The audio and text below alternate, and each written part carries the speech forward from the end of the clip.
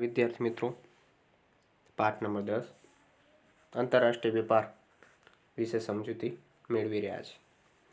તો વિદ્યાર્થી મિત્રો, હવે જે અગાઉના પિરિયડમાં આપણે છોડ્યું હતું ત્યાંથી આપણે શરૂઆત કરીએ.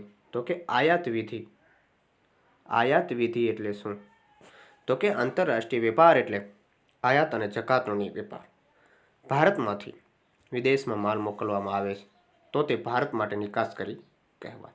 જો વિદ્યાર્થી મિત્રો, ભારતમાંથી વિદેશમાં માલ મોકલવામાં આવે છે તો ભારત માટે શું કહેવાય? નિકાસકારી કહેવામાં આવે છે. જ્યારે વિદેશમાંથી ભારતમાં માલ આવે ત્યારે તે ભારત માટે આયાતકારી કહેવાય છે. જ્યારે વિદેશમાંથી આવે છે ત્યારે ભારત માટે આયાતકારી કહેવામાં આવે છે. આયાત અને નિકાસ વેપારીની વિવિધ વિધિ જુદી જુદી હોય છે. બધીની વિધિઓ શું છે? જુદી જુદી હોય છે. જુદા જુદા દેશોમાં આયાત વિધિ પણ જુદી જુદી હોય છે. ભારતમાં માલની આયાત કરવા માટે વિધિ નીચે મુજબ હોય છે. 1. આયાત પરવાનો મેળવવા. સરકાર બહાર પાડેલી આવશ્યક ચીજવસ્તુઓ કે સેવાઓની યાદીમાંથી વસ્તુની આયાત કરવી હોય તો સામાન્ય પરવાનો મેળવવાનો પડે છે. ખૂબ જ સરળ છે. આ યાદી સિવાયની વસ્તુઓ આયાત કરવી હોય તો આયાતકારે આયાત વેપાર નિયામકને અરજી કરવી પડે છે. જે આયાતકારે આયાત વેપાર નિયામકને અરજી કરવી પડે છે. અરજીમાં આયાતકારના નામ, સરનામા, માલની સંપૂર્ણ વિગત, આયાતકારની આર્થિક સ્થિતિ, માલ કયા દેશોમાંથી આયાત કરવાનો તે દેશનું નામ વગેરે દેશોમાં આયાત દર્શાવવામાં આવે છે. અરજીની વિગતો તપાસતા અધિકારીઓને સંતોષ થાય તો આયાત પરવાનો આપે છે. જો સંતોષ થાય તો જ આયાત પરવાનો આપે છે. આયાત કરવા માટે જો ક્વાટ પદ્ધતિ અમલમાં હોય તો આયાતકારને નિશ્ચિત ક્વોટા દર્શાવતો ક્વોટ પ્રમાણપત્ર પણ આપવામાં આવે છે. નિશ્ચિત દર્શાવતો ક્વોટ પ્રમાણપત્ર પણ આપવામાં આવે છે. 2. હુંડિયામણ મેળવવાની વ્યવસ્થા કરવી.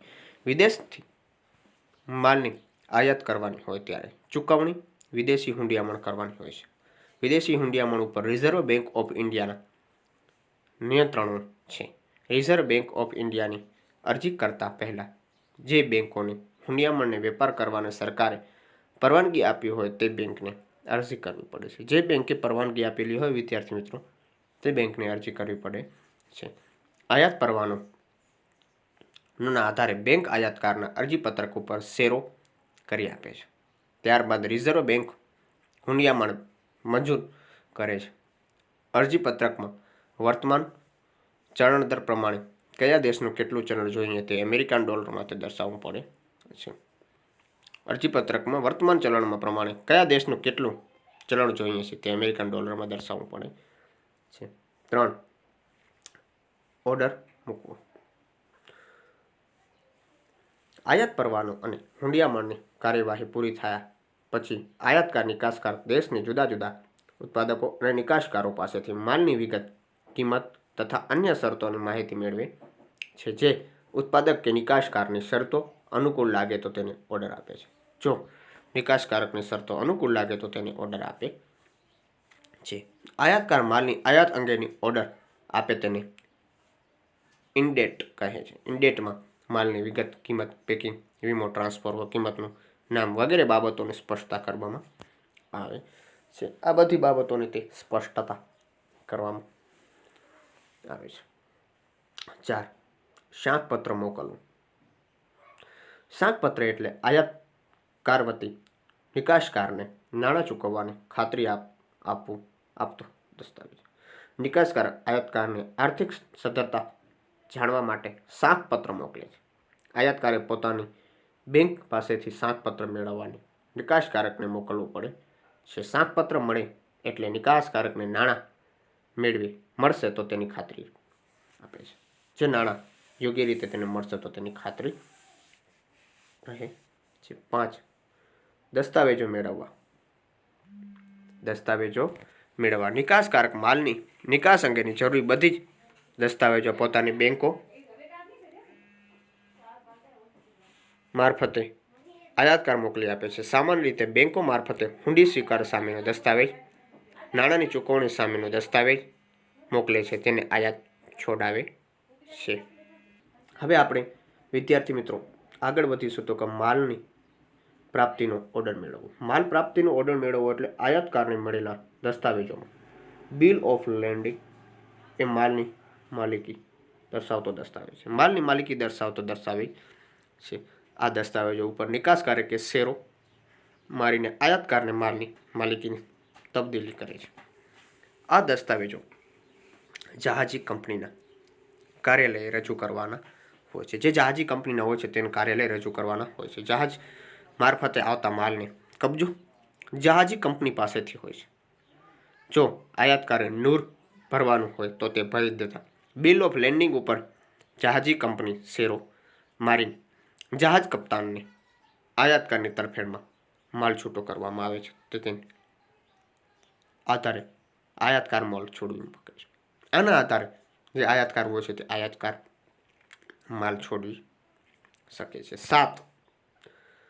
આયાત જકાત ભરવી. વિદ્યાર્થી મિત્રો, આયાત જકાત ભરવી વિદેશથી મંગાવવામાં આવેલા માલ ઉપર આયાતકારે જકાત ભરવી પડે છે. જ્યાં સુધી આયાત જકાત ન ભરાય કે જકાત મુક્તિ પ્રમાણપત્ર ન મળે ત્યાં સુધી આયાત માલની બંદર બહાર લઈ જવા દેવામાં આવતો નથી. તેથી તેને બંદરની બહાર લઈ જવામાં આવતો નથી. એલચીનું ભરતિયું અને માલની ઉત્પત્તિના પ્રમાણપત્રને આધારે જો ઓછી જકાત ભરવાની હોય તો તે માટે બિલ ઓફ એન્ટ્રી નામનું પત્રક તૈયાર કરવું પડે છે. જો ઓછી જકાત ભરવાની હોય તો તે માટે શું તૈયાર કરવું પડશે વિદ્યાર્થી મિત્રો? બિલ ઓફ એન્ટ્રી નામનું પત્રક તૈયાર કરવું પડે છે. આ પત્રકમાં જહાજનું નામ, વિદેશમાં બંદરની માલને ચડાવવામાં આવ્યા હોય તો તે બંદરનું નામ, નિકાસકારકનું નામ, સરનામું, આયાતકારનું નામ, સરનામું અને માલનું સંપૂર્ણ વિગતો દર્શાવવામાં આવે છે. આ પત્રકને વિગતોને આધારે જકાત નક્કી કરવામાં આવે છે. નક્કી કરેલી જકાત ભરપાઈ કરવામાં આવે તો એટલે જકાત અધિકારી બિલ ઓફ એન્ટ્રી પર તે માહિતી આપતો શેરો કરી તે આયાતકારને આપે છે. બિલ ઓફ એન્ટ્રીમાં તે શેરો ભરી અને તેને આયાતકારને આપે છે. 8.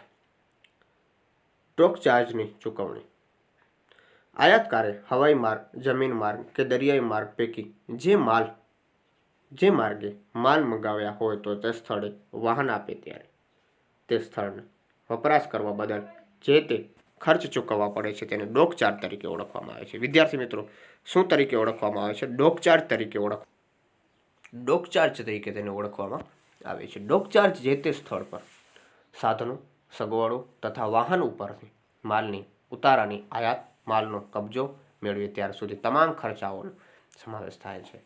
ડોક ચાર્જ ભરી દીધા પછી જે રસીદ આપવામાં આવે છે તેને ડોક રસીદ કહે છે. ડોક ચાર્જ ભરી ગયા પછી જે રસીદ આપવામાં આવે છે તેને શું કહે છે વિદ્યાર્થી મિત્રો? ડોક રસીદ કહે છે. હવે વિદ્યાર્થી મિત્રો 9. માલનો કબજો મેળવવો. માલનો કબજો મેળવવો. આયાતકારે માલની તમામ કાર્યવાહી પૂર્ણ થયા બાદ માલનો કબજો મેળવે છે. માલનો કબજો નિશ્ચિત સમયગાળાનો બોન્ડે ગોદામમાંથી ખસેડવાનો રહે છે. જો તે માલ નિશ્ચિત સમયગાળામાં ખસેડવામાં ન આવે તો તે બોન્ડ ગોદામને વધુ સમય માટે ઉપયોગમાં લેવા માટે ભાડું તેમજ ડેમરેજ ચૂકવવો પડે છે. જો સમય ઉપર ઉપયોગ લેવામાં ના આવે તો ભાડું તેમજ ડેમરેજ ચૂકવવો પડે છે. હવે નિકાસ વિધિ. નિકાસ વિધિ તો કે જ્યારે એક દેશનો વેપારી અન્ય દેશના વેપારીઓને માલ મોકલે ત્યારે તેને અન્ય દેશોમાં માલની નિકાસ કરી કહેવાય. જુદા જુદા દેશોમાં નિકાસ વિધિ જુદી જુદી હોય છે. ભારતમાંથી માલ નિકાસ કરવાની વિધિ નીચે મુજબ હોય છે. 1. ઓર્ડર મેળવવો. તો કે આયાતકાર દ્વારા નિકાસકારને માલનો ઓર્ડર આપવામાં આવે છે. ઓર્ડરમાં માલની વિગત, જથ્થો, નક્કી થયેલી કિંમત, પેકિંગનું સ્વરૂપ, માલ રકમ, માલ રવાના કરવાની તારીખ, વીમાની વિગત, જે તે વાહન વ્યવહારની સેવાઓ દ્વારા માલ મોકલવાનો હોય તેથી તે વિગત, બિલની રકમ, ચૂકવવા પદ્ધતિ તથા નક્કી કરેલા શરતો વગેરે બાબતો દર્શાવવામાં આવે છે.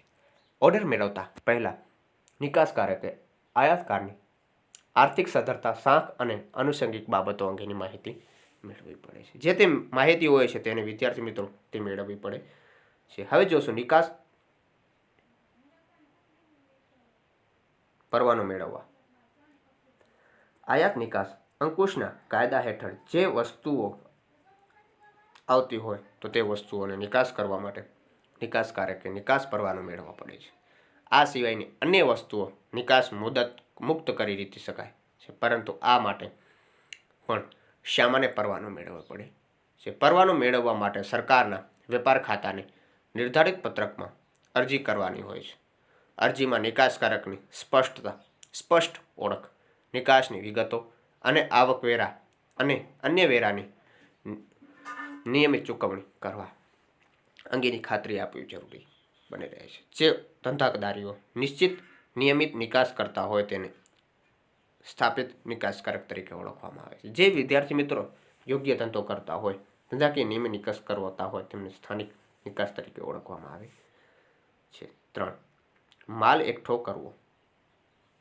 નિકાસકારક નિકાસ પરવાનો મળે એટલે આયાતકારના ઓર્ડરો પ્રમાણે માલ એકઠો કરે છે. નિકાસકારક જો ઉત્પાદક હોય તો ઓર્ડર પ્રમાણે માલનું ઉત્પાદન કરે છે, અને જો વેપારી હોય તો તે ઓર્ડર પ્રમાણે માલ એકઠો કરે છે. જો વેપારી હોય તો તે માલ ઓર્ડર પ્રમાણે એકઠો કરતા હોય છે. 4. હુંડિયામણો અંગેની કામગીરી.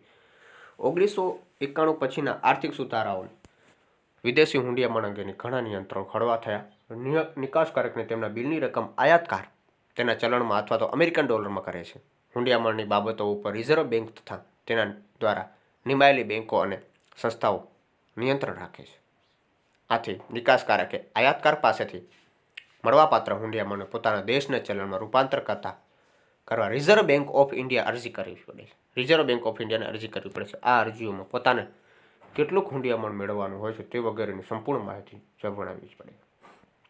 આ અરજીની એક નકલ નિકાસકારકે પોતાના જે બેંકો કે સંસ્થાઓ દ્વારા વ્યવહાર કરતો હોય તો તેને આપવી પડે છે. 5. શાંકપત્ર મેળવવું. માલની નિકાસ કરતા પહેલા નિકાસકારકે પોતાના બિલની રકમની સલામતી માટે આયાતકારની આર્થિક સદ્ધરતા તપાસ. તે માટે નિકાસકારકે આયાતકારને પત્ર લખી તેને બેંકો પાસેથી શાંકપત્ર મંગાવે છે.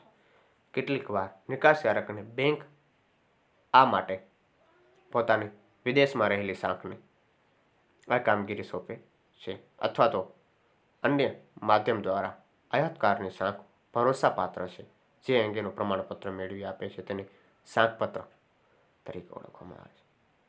માટે તેને તે શાંકપત્ર તરીકે ઓળખવામાં આવે છે. 6. શિપિંગ ઓર્ડર મેળવવું. માલની નિકાસ દરમિયાન માર્ગે કરવાની હોય તો નિકાસકારકે જહાજ કંપનીના સંપર્કમાં સાધવો પડે છે. જે કંપની નક્કી કરેલી તારીખે માલ પહોંચાડવાની તૈયારી બતાવે તો તેને માલ લઈ જવા અંગેની સરકાર પરવાનગી આપવામાં આવે છે. આ અરજીઓ માલની વિગતો જેવી કે માલનો જથ્થો, વજન, કદ, માલ મેળવવાની તારીખ, કિંમત વગેરે જણાવવામાં આવે છે. ટૂંકમાં શિપિંગ ઓર્ડર એટલે પોતાના જહાજના કપ્તાનને તેમાં દર્શાવેલ માલ સ્વીકારવાનું જહાજ કંપની કરેલો હુકમ. નિકાસકારકે મોટા જથ્થામાં માલની નિકાસ કરવાનું હોય ત્યારે આખું જહાજ ભાડે રાખવું પડતું હોય છે. તેને ચાર્ટર્ડ રાખી શકે છે. તેને ચાર્ટર્ડ કહેવામાં આવે છે. વિદ્યાર્થી મિત્રો, શું કહેવામાં આવે છે? ચાર્ટર કહેવામાં આવે છે. જહાજ જે કંપની નિકાસકારક વચ્ચેને આખું જહાજ ભાડે રાખવામાં આવે તો તેને કરાર થાય છે. તેને ચાર્ટર્ડ પાર્ટી કરાર કહેવામાં આવે છે. તો તેને પાર્ટી કરાર કહેવામાં આવે છે. 7. જકાતની ચૂકવણી. દરેક નિકાસકારકે જકાતની ચૂકવણી કરવી પડે છે. જો જકાત ભરવાની હોય તો તે અંગેનું જાહેરનામું નિર્ધારિત પત્રકમાં નિકાસકારકે ભરી માલ જકાત મુક્ત હોવાનું પ્રમાણપત્ર જકાત અધિકારી પાસેથી લેવાનું હોય છે.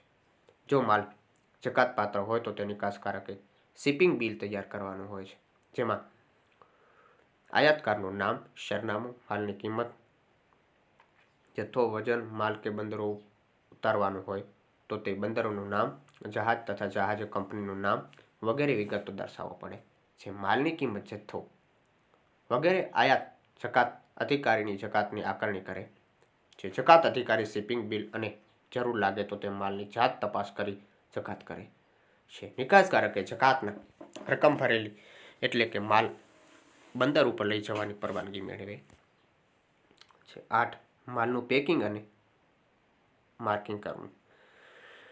તો કે વિદ્યાર્થી મિત્રો આગળ વધશું માલનું પેકિંગ અને માર્કિંગ કરવું. આંતરરાષ્ટ્રીય વેપારમાં માલનું પેકિંગ ખૂબ જ મહત્વનું છે.